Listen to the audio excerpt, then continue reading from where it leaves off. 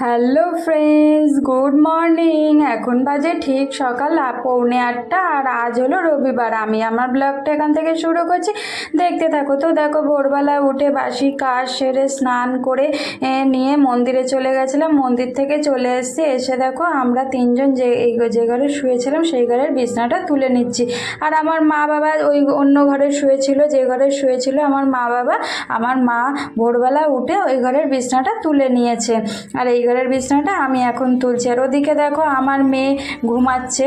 তারপরে মেয়ে আর আমার মা বাবা জানো তো আজকে চলে যাবে সকালবেলা, খেয়ে দে সকালের খাবার খেয়ে চলে যাবে বলছে, যেহেতু কালকে পয়লা বৈশাখ, ওই জন্য আজকে চলে যাবে। আর ওদিকে দেখো মেয়ে দেখো টয়লেটে গেছিলো, টয়লেট করে এসে আবার শুয়ে পড়লো। তারপরে দেখলাম ও জেগে গেছে, দেখলাম ওই জন্য হাতে দেখো একটা জলের বোতল ধরিয়ে দিলাম জল খাওয়ার জন্য। জল তো এমনি কম খায়।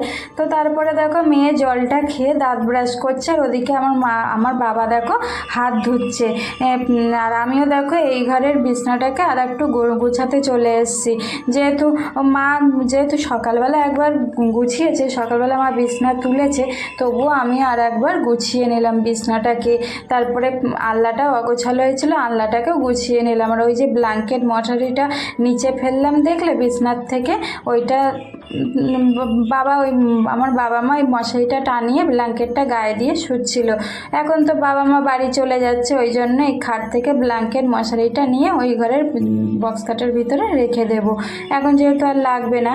তো তারপরে দেখো মা দেখো ওদিকে রান্না করছে, আর ওদিকে তোমাদের দাদা দেখো ঘুম থেকে উঠে জল নিয়ে বসে বসে ছাদের উপরে খাচ্ছে।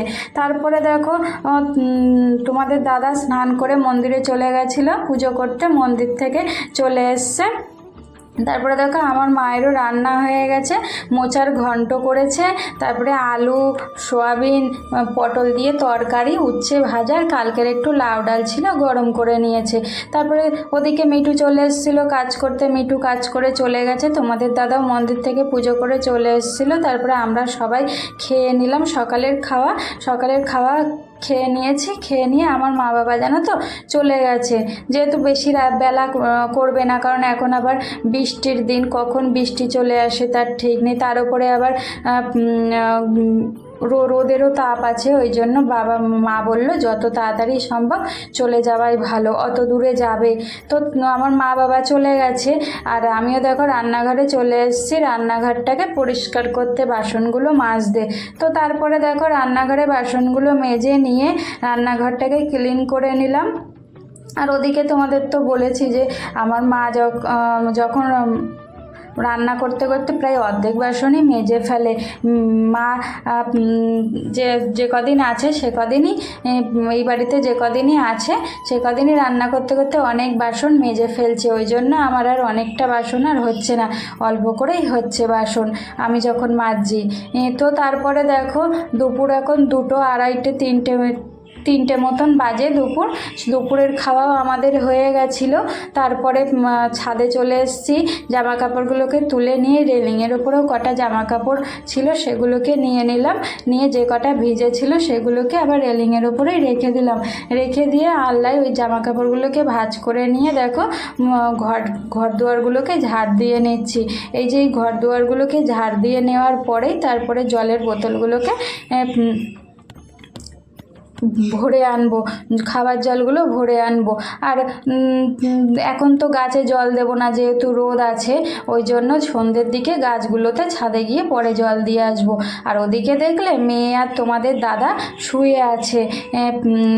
তোমাদের দাদাও কাজ থেকে চলে এসেছিলো তাড়াতাড়ি, আজকে তোমাদের দাদা কাজ থেকে চলে এসছে। তো তারপরে দেখো ঘর দুয়ারগুলো ঝাড় দেওয়া আমার কমপ্লিট হয়ে গেছে। তারপরে দেখো মেয়ের পাশে এসে ঘর দুয়ারগুলোকে ঝাড় দিয়ে সমস্ত কাজ সেরে এসে বিকেলে যে কাজগুলো করি সেগুলোকে সেরে এসে মেয়ের পাশে এসে একটুখানি বসলাম। আর ওদিকে দেখো সন্ধ্যা এখন 7টা মতন বাজে, মেয়ের কপালটায় না একটু গুঁতো লেগে কেমন কালো মতন হয়ে গেছিলো, ওই জন্য একটা হোমিওপ্যাথি ডাক্তারের কাছে নিয়ে গেলাম।